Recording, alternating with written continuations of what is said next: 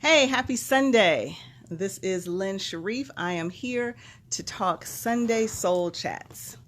But I want to start at the beginning. Oh, I'm sorry. Let me also say that if you're catching me on the replay, give me hashtag replay so I know. And also, if you see or hear something in this that would be valuable to another couple, I invite you to share this video. So I want to first let you know, to get you caught up, that on Friday, I actually had a foot surgery. So I am delegated to my bed for the next 10 days. But despite that, I just wanted to come here and at least offer a Sunday Soul Chat. So I'm not going to be on here for long because these medications are making me sleepy. But let me get to my point. Who among you remembers when you were a little kid going to the park? And they had these seesaws. I used to love the seesaws. So I would get on one end, a friend would get on the other end, and we would go up and down and up and down, and it was so fun.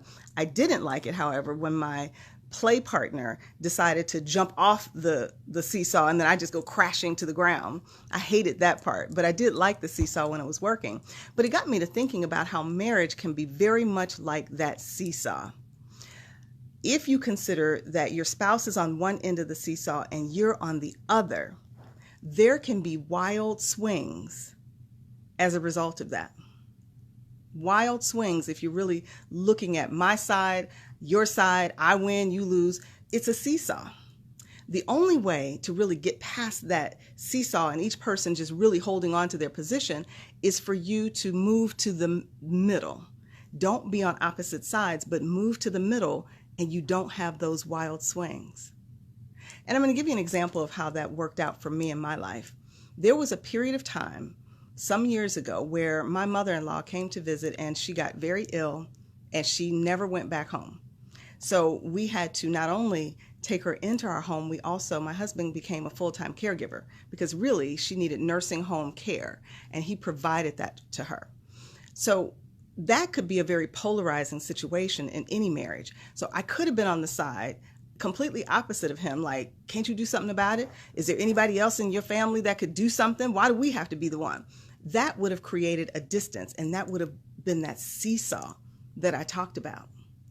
But instead, we went to the middle of the seesaw and said, and we were just honest with each other, listen, this is hard, this junk is hard. Because it was a physically taxing thing for my husband. But what we did was we just said, listen, she could, because my husband is a food police, so she was eating well. And the reality is that she could have lived many more years, but we were at least able to acknowledge the fact that we were tired physically. But instead of being on opposite ends of that seesaw, we moved towards the middle.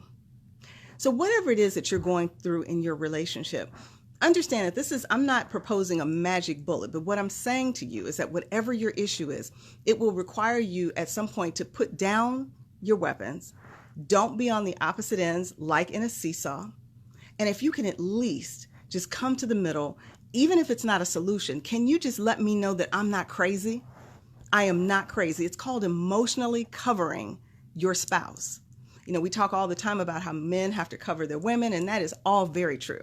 But there is a mutual covering that we are, as women, we have to do the very same thing. And so in that scenario that I described to you with my mother-in-law, I had to emotionally cover him as opposed to being on the opposite side. And so I really hope that this little tidbit is helpful. So I want you guys to look at whatever you're dealing with in your marriage to say, how can we draw closer to each other in this scenario as opposed to retreating to opposite ends of your issue. So I definitely appreciate you guys joining me. If you want to catch any of my past videos, go to YouTube TV and search out Lynn Sharif and I will have them posted there. So again, thanks so much for joining me tonight. Take care. Bye-bye.